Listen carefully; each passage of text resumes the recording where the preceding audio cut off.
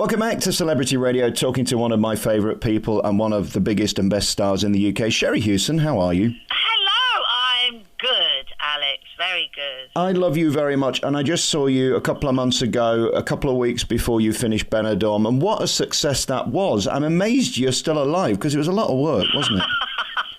It was a lot of work, but what a phenomenal response from those audiences. I mean, it just shows you our fans are the best in the world. They just came in their droves, and they were just wonderful to us, and we had the best of times. The other thing about it was it took us back to the 70s with those belly laughs from the back of the stores, and it just goes to prove they're there if you can write them and find them. Oh, and Darren can write them. I mean, it was just, oh my goodness. I mean, seeing people rocking with laughter is just the best thing to ever see.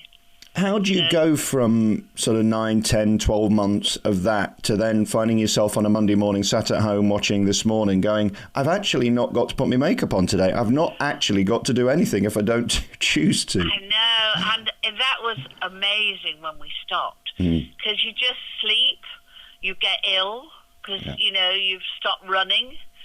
And my daughter had her third baby within 2 weeks of stopping.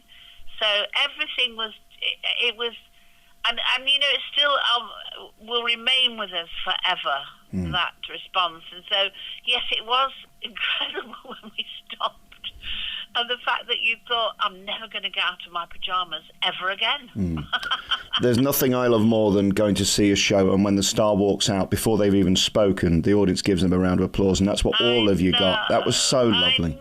Congratulations on that. I was the first out, so, you know, it always hit me even more, because I would go, ah! And then one man went, there she is, there's Joyce Temple. And then, of course, as you say, becoming a grandma again, is this better than anything else? Is this the thing you love the most? It seems to be. Absolutely. That's all that matters in the world. 3 grandchildren now, my beautiful daughter Keely. And, you know, that's what life is about. You know, that's all life is about, that love of that family, and you know, that's who I live for. So, yes, it's been joyous being at home with them. Give me some insight. The more kids you've had and the more grandkids you had, does it get easier?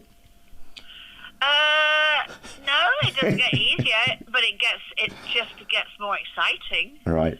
Because you think, oh my God, another one in our band. Yeah. It's fabulous. I love it. And you're such a family person. I mean, that's what you thrive on, isn't it? If you did nothing else, that would be enough. Yeah, absolutely. That's what gives me my, you know, makes my heart beat, and, you know, that's my injection. Every morning, family. Very soon you'll be turning 40, and you're getting on a bit. And we're here today. Today we're talking about the signs of aging. And, of course, one of the problems being in this business is we've got headphones on all the time. You know this about hearing, don't you? You know, it's not easy, is it? You know, and the young people that I know that have a hearing loss who won't kind of do anything about it, you know, that's the people I'm reaching to, really. And Specsavers are reaching to, and they're saying, the younger you are, if you're having problems, go now. Like you would if you couldn't read. Or your teeth were dropping out. You'd go. And it's a stigma that belongs to that period when people had orthopedic hearing aids that whistled. You know, people still kind of go back to that, and it's gone. You know, the little things that go in your ear and you can't see them, but it can't make your hearing better, but it stop it deteriorating. And, you know, because it'll stop you turning your music up and your television up and shouting. Like Molly always says that I shout all the time because I've got a very loud voice. I think Tony Maudsley would say that. But then Tony Maudsley is worse than me, so he's got no room to talk. Yeah, he's a boomer. I blame loose women, though. 10 years of screaming over Colleen Nolan's going to do it to you, isn't it? Well, to be honest with you, 15 years of wearing an earpiece in my left ear, I think that possibly could be it. I don't know. Who knows? But whatever it is, you have to do something about it. And when you go to Specsavers to have your glasses looked at, have a hearing test at the same time. Let them tell you if there's anything wrong. If there isn't, great. If there is, do something about it. Don't let it deteriorate.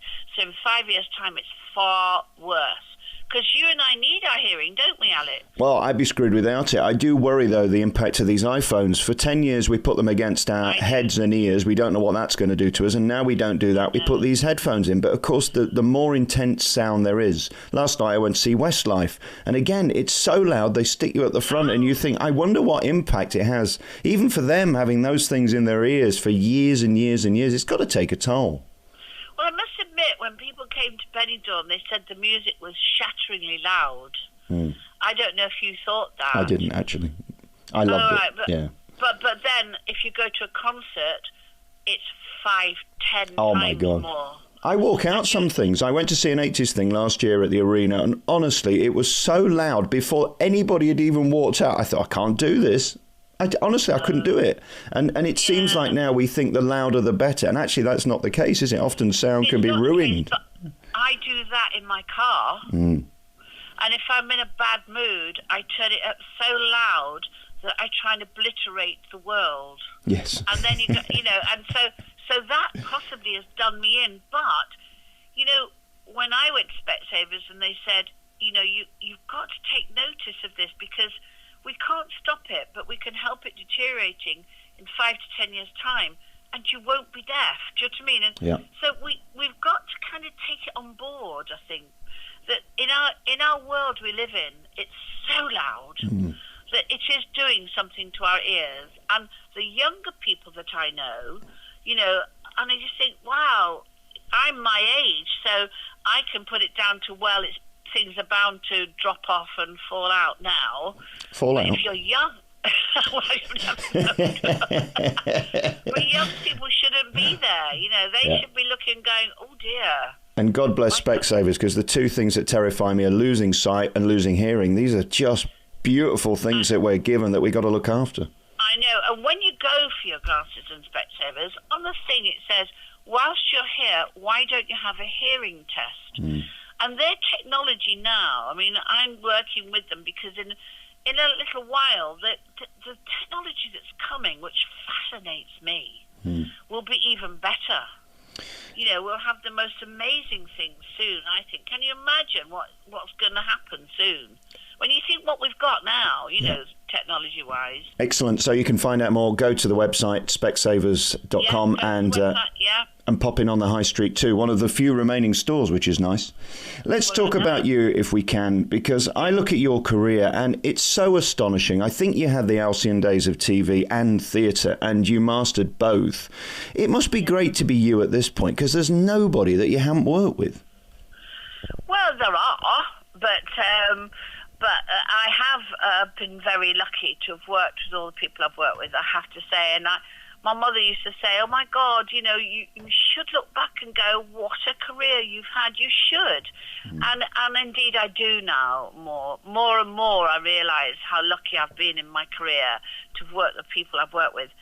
And so, and then Benidorm came along, for 10 years on that telly, and it was just that character which Darren wrote for me. He thought of me when he was writing it, so he said, and that's fantastic in itself. So, yes, Alex, I've been very, very lucky. I've had an amazing, amazing career. I've never stopped, ever stopped. And since when I left RADA in 71, I never stopped. Now, that's lucky in itself, isn't it? But I love your ethic even more than the fact you're offered the role. It would be easy to get a starring role in something like Benidorm Live, but if you don't turn up, the disappointment from people. How do you cope with that pressure? Because that is tough, isn't it? Doing it 8 times a week, and the expectation that if you're not in it, you're probably going to ruin somebody's night. Well, yes, and I think Jake was off once, and through being poorly, and Janine was off once because she missed her plane. Very, very Janine. And so, but I wasn't ever off, and my brother was very poorly whilst I was doing it. And I kept thinking, I've got to leave. I've got to go to him. But I didn't. I stayed because we knew that, they've come to see us. And, my brother would have been furious had I done that. And we got through it, and that was fine. But yes, it was 8 shows a week. It's very hard for 9 months. 9 months. Incredible. But not only that, We left on a Sunday, flew to the next city, and so we packed up every Saturday night and moved on. Now, listen, other people have got much harder jobs than us. But nevertheless, it was really exhausting. We didn't realise how exhausting until we stopped, of course. Let's go back 40 plus years and talk Carry On just for a moment. We've never actually talked about this because this was a sort of period of film where it was massive and a bit silly, but nevertheless has stood the test of time. I mean, the fondness for Carry Ons now is remarkable. And you were in team and behind and laughing, which people just love. I mean, was it fun doing that? Or again, it seems to me in history now, it was so fast and done so quickly. Did you even sort of know you were doing it at the time? Because they sped it out, didn't they? All the films were done in 6 weeks. So, incredible. You know, and there were wheels on. And, of course, Benidorm is the modern-day Carry On. Yes, of course. So, and that's why, you know, we're going to make a film, and that will be you know, it could be a franchise. You never know, a Benidorm franchise film. But no, it was amazing. What was incredible was, and that not recognised then, recognised now, are the actors who were amazing, like Kenneth Connor and Kenneth Williams, Joan Sims, Hattie Jakes. You know, all of them were wonderful, consummate actors that were just brilliant for a young person like me to watch. And see, you know, the timing, comedy timing at its very best ever. And, you know, I watch them now and just how clever they were, because they had no time to do it, no time to learn the lines, no rehearsal period. They just went in and did it. And you look at it now and you think, my goodness, that was clever. Isn't it interesting you did that in 75, then in 93 onto Coronation Street, and if I asked you about that, you'd give me the same answer. No rehearsal, no time to do it, you just did it. It's exactly the same, isn't it? Absolutely the same. and those actors that deliver, the scenes they deliver every day, and of course I only went in at 3 shows a week, and I believe there's 6 shows a week now, 6 eps a week. So how...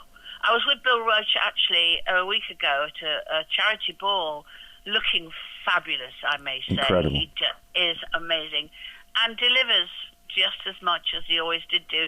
So it's the same thing. Those actors in the soaps are incredible. I always say that. I presented an award at the Soap Awards last year, and I said, you know, people should know how clever these actors are when you see what they deliver every day with no rehearsals and no time to learn. Yeah. And it's 1% sort of showbiz and 99% work, isn't it? I mean, there's no glamour involved in that. Oh, no, it's just work. Work. Just before we go very quickly, can you tell us anything about the film? I know for a while there was the we're not doing it thing, and now we've admitted we are doing it. Do we know when it's going to happen and when we're going to see it yet, or is that still under wraps? The actors will be the last to know. Yes. I'll let you know if I get a press release. Yeah, exactly. And we want to see you back on the TV. I suspect the answer is going to be no, but can we beg you to come back to Loose From Me? Because we do miss you. We just love your silliness, and also we love your pathos. You did both better than anyone. Well, I mean, I will go back, you know. When I'm asked, I will go back, because I love it. I miss it. I miss the girls. I speak to them all the time, and we're always, you know, texting and WhatsApping, and I love them. So I will go back at some point. Yeah, we miss you very much. Thank you very much. Sherrie Hewson, you're one of my favourite people, and what a stunning actress, and we wish you all the best. Go down to Specsavers and get your eyes done first, and then your ears done second, and then if there's anything else to do, pop in A&E. I'm going to pop there later and see if there's anything else. What did you say? Dropping out? Sherrie, thank you. Dropping off. Sherrie Hewson, thank you so much for your time.